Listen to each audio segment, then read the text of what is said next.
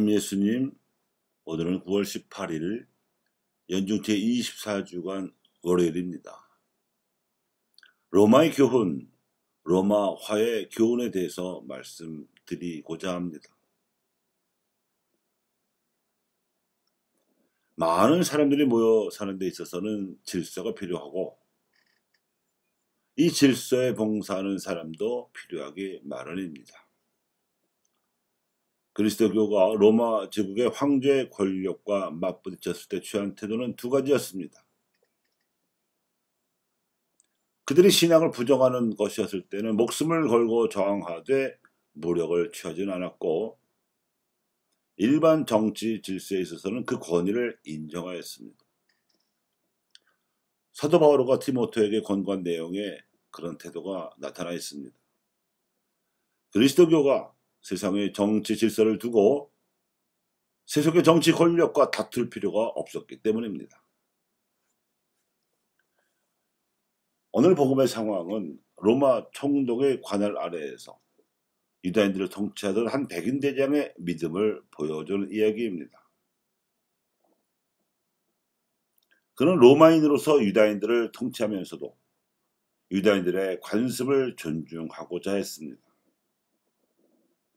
그리고 자신의 노예였던 유다인이 병들어 죽게 되었을 때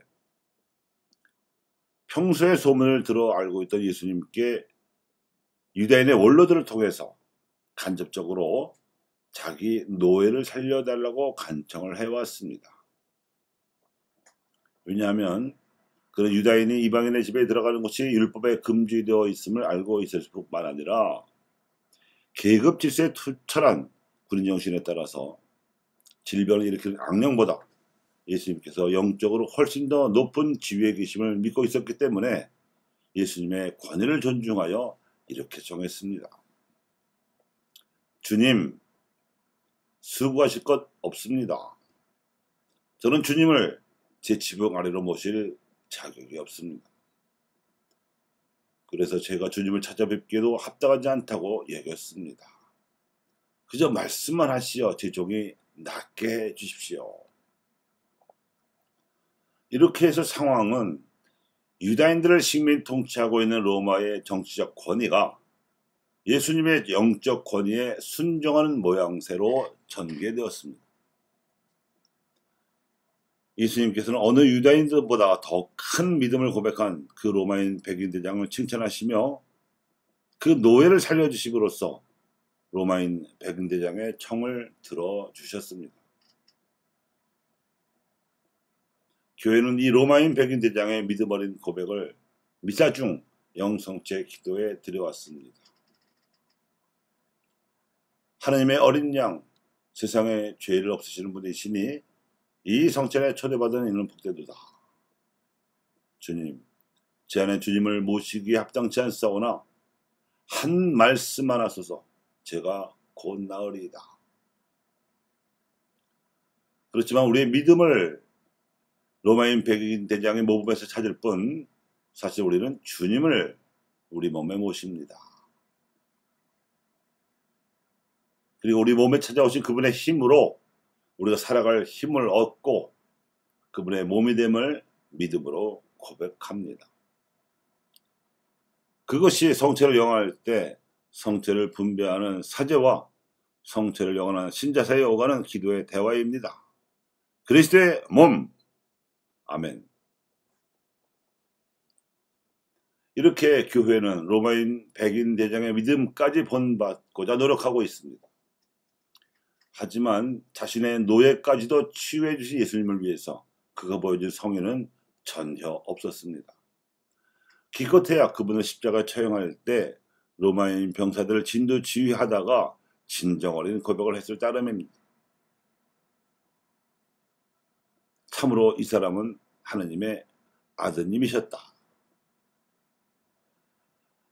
그가 예수님의 재판에서 무죄한 죄인을 처벌하는 것이 로마법에도 어긋난다는 것을 주장하며 항변했다든가 자신의 지휘하에 있던 로마 병사들이 그분을 채찍질할 때에 그것도 아주 모질게 채찍질할 때에 만류했다든가 하는 기록이 나오지 않습니다. 자신의 유다인 노예를 살려달라고 애원할 때와는 딴판입니다. 이것이 로마의 이중성입니다. 그런데 교회는 로마 제국의 멸망 이후에 이 못된 이중성을 빼닮았습니다. 탄압받은 지하 교회에서 황제의 치원을 베드로의 후계자에게 붙일 정도로 권력을 탐하는 교회로 바뀌었는가 하면 오직 사랑과 섬김의 법만을 당부하신 예수님의 유언성 당부를 받던 교회에서 통제와 처벌을 위주로 하던 로마법을 도입하여 교회법으로 통치하는 교회로 바뀌었습니다. 단지 법 조문의 수사가 외교적으로 교묘하게 바뀌었을 뿐입니다. 그 단적인 예가 수백 년 동안 자행된 종교 재판입니다. 무수한 숫자의 억울한 약자들을 죽임으로 몰아내면서 수세기에 걸친 종교 재판에서 교회는 빌라도와 가야파를 흉내내기에 급급했습니다. 우리가 로마인 백인 대장의 믿음 어린 고백을 본받아야 하지만 이런 못된 이중성까지 따라해서는 안 됩니다. 하나님께서는 다 보고 계시기 때문입니다. 우리가 진정으로 복음의 가치가 승리하기를 바란다면, 그리고 이왕이면 가톨릭 교회가 그 복음적 가치를 담보하기를 바란다면 우리 교회가 사회에서 인정받는 권위에 걸맞는 책임을 행사하도록 바라야 합니다. 또 성직자들의 권위주의를 버리고 평신도들에게 섬기기를 바란다면 평신도들도 현실 도피주의를 버리고 말씀과 성찬과 사랑에 대해 섬기는 책임을 이행해야 합니다. 이 모든 경우에 저항권의 행사는 어디서부터도 올 수 있습니다. 하나님께서는 다 보고 계시기 때문입니다. 종교 재판이 극성을 부리던 15세기 스페인에서 이 모든 참사를 지켜보며 기도하던 아빌라의 데르사 성녀는 이런 하나님의 시선을 의식하며 살아간 인간입니다. 사후에 그의 묵상 메모를 발견한 후대 신앙인들이 이런 노래를 만들었습니다. 아무것도 너를 슬프게 하지 말며 아무것도 너를 혼란케 하지 말지니 모든 것은 다 지나가는 것. 하느님을 불멸하시니 인내함이 다 이기느니라. 하느님을 소유한 사람은 모든 것을 소유한 것이니 하느님만으로 만족하도다. 내 소원이 뭐뇨? 내 두려움이 무엇이뇨? 내 찾는 평안은 주님께만 있으니 주님 안에 숨은 영혼이 무엇을 더 원하리? 사랑하고 사랑하여 주님께 모든 사랑 드리리. 주님만을 바라는 사람은 모든 것을 차지하리니 하느님만으로 만족하도다.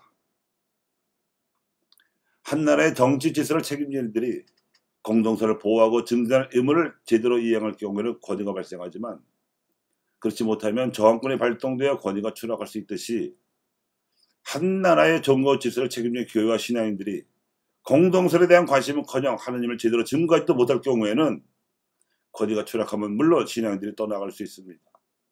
지금 자발적으로 세례받은 신앙인들의 열의 아홉이 떨어져 나갔습니다. 로마의 교훈이요 로마화의 교훈입니다. 교우 여러분, 하느님을 모든 사람이 믿게 하기를 바라신다면 우리는 예수님께서 사신 것처럼 살아야 합니다. 그렇지 않다면 우리가 하는 모든 행실은 다 위선입니다.